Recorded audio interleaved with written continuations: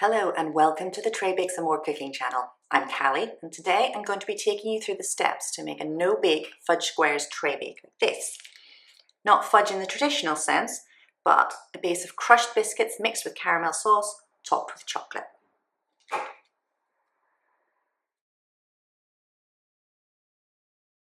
The first thing you need to do is to prepare your tin. I'm using an 8-inch 20cm square tin here, which is probably my most used piece of equipment when I'm making tray bakes.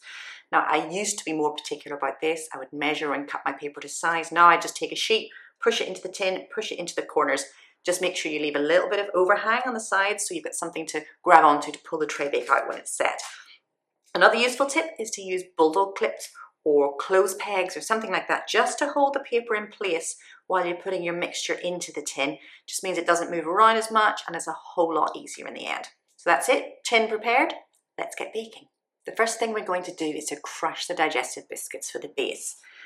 Now for this you can either use digestive biscuits or graham crackers. This is a digestive, this is a graham cracker. They're very similar. The graham cracker tends to be a little bit crisper, a little bit sweeter, and these digestives are softer, but they're fairly interchangeable. And if I can't get hold of digestives here in the US, then I'll happily use graham crackers. So now you need to crush the digestive biscuits for your base. You want to make quite fine crumbs for this. So there are two approaches. You can either put them into a food processor and blitz it up really quickly. That wins in terms of speed every time, but involves a little bit more washing up. The other approach is to put them into a freezer bag, seal the freezer bag, and just hit it with a rolling pin until you get the sort of crumbs that you want. Once you've done that, set the bowl to one side and we'll get on with the caramel sauce. To make our caramel sauce, we have brown sugar, condensed milk, butter, and golden syrup. If you can't get hold of golden syrup, you could use honey or maple syrup or corn syrup instead. Any one of those would work.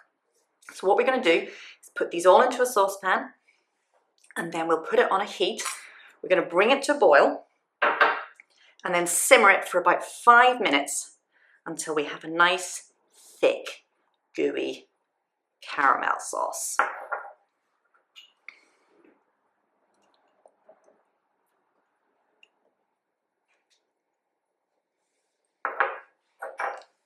And the golden syrup.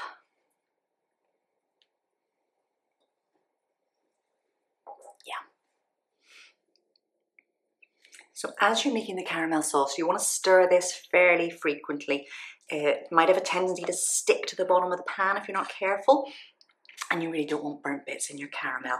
You want to do it over a gentle heat as well. Too much heat, it might separate, it might go grainy, all things that you don't want in your caramel. So once this is complete and you have this lovely, smells wonderful caramel here, we're going to add it to the biscuits.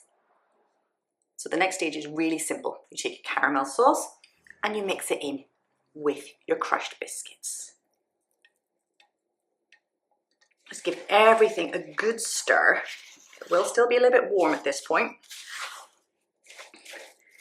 but everything will mix together and you're just getting that wonderful smell of golden syrup, digestive biscuit crumbs. It really is wonderful. So now we'll put it in the tin. So then you take your tin, which of course we've lined earlier, and the next piece of equipment which is really useful for making tray bakes is one of these little offset spatulas, which is really useful for pushing things into the tin and spreading things around. So what we're going to do first of all is take our mixture and we'll just put this in big dollops like this. Still smelling delicious. And then you take this or a knife or whatever you have and you just push it into the corners of your tin. It takes a little bit of time sometimes, especially with something like this that's a little bit sticky and not the easiest thing to move around. But there you have it. There's our base prepared, and the next thing we're going to do is melt some chocolate to go on top. So we have our base, we have our chocolate, we have our trusty little offset spatula again, which is also useful in these situations. And we're just going to pour the chocolate onto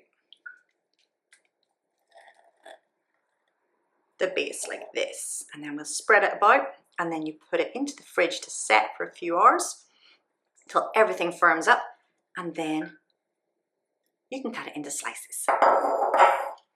Trusty offset spatula again, makes it very easy for spreading something like chocolate.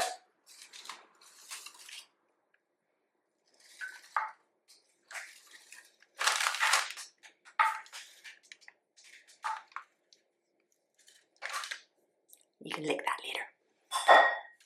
And after it's been in the fridge for a few hours and your chocolate is set, you get No-Bake Fudge Squares Traybake.